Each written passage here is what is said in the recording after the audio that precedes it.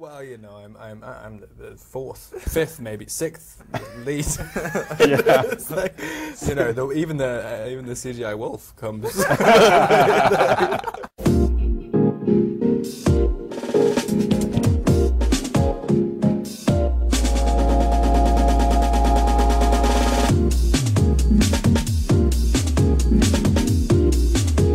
Welcome to Movie Phone's Unscripted. I'm Taylor Lautner, and I'm here with Robert Pattinson and director Chris Weitz to talk about our new movie, New Moon.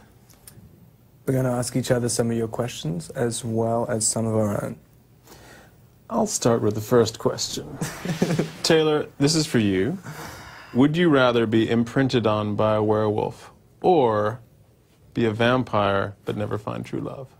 That's obvious. Yeah. Yeah, I'd rather be that's imprinted easy. on by a werewolf. Yeah, you never find true love. That would be terribly sad. That would be terribly sad, so I think I would definitely have to go with the first choice, Chris. So would I. Okay, fair enough. I'm glad we're getting to the bottom of this stuff.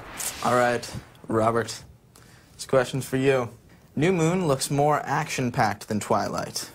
Were there any injuries on set? I think I was injured. I think you made it very easy for me not to be injured. Thank you. We tried to work around your physical incapacities. I think I just kind of walked around, stood around and stuff. You got injured, didn't you? I know Kristen got injured. She injured her little ankle at one point. She did. Yeah, right Yeah. at the end. My pride was injured several times when like just nobody gave a crap about me. I just wanted to meet you guys. It's not true.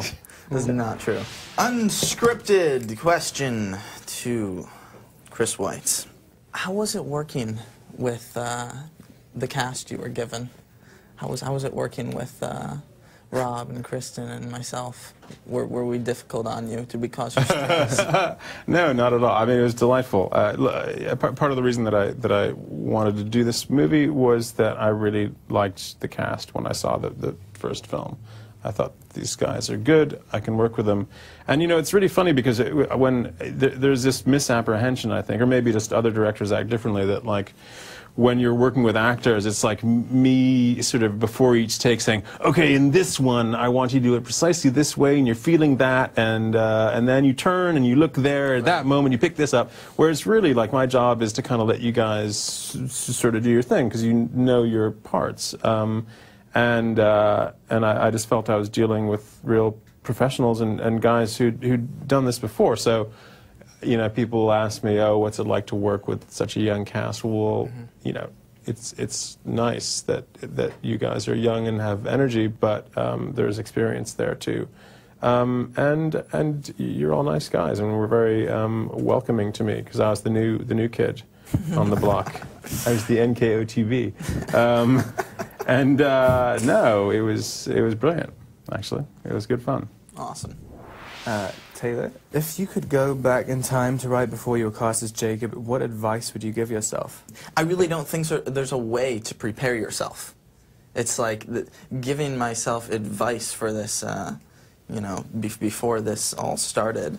It's like there's no way to prepare yourself for this phenomenon. Yeah. I don't know. Yeah. I mean, I could have watched. I thought Rob handled himself very well. But I don't think there's a way to prepare yourself. All right, Chris. Which scene were you most looking forward to shoot, and which do you think the fans will enjoy the most? I think I was most looking forward to shooting the sequence in Italy. No disrespect, I know you weren't there, but it's because, you know, we're going to go to Italy. It's the most beautiful country in the world, I think.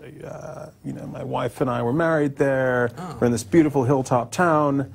And I just knew it was going to be big and grand and gorgeous if we could get it right. And at the same time, that was also sort of nerve-wracking, because you've got 1,000 extras and you've got to make it all seem like it's happening at noon, and the eyes of all Twilight fans from continental Europe were on us, because everybody knew it was going to be in Montepulciano. Yeah. And that may be the scene that fans enjoy the most. If it's not, I don't know, there's a lot of great stuff. There's some lovely stuff with you and Kristen.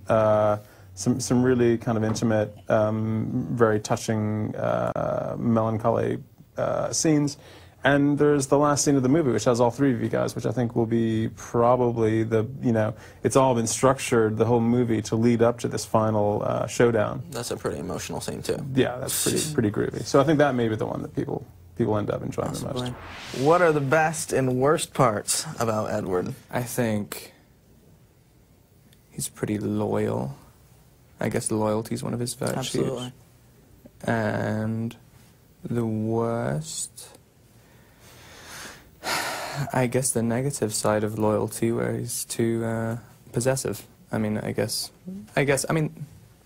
yeah. I mean, his negative sides aren't really that prominent, I don't think. What would you say they were?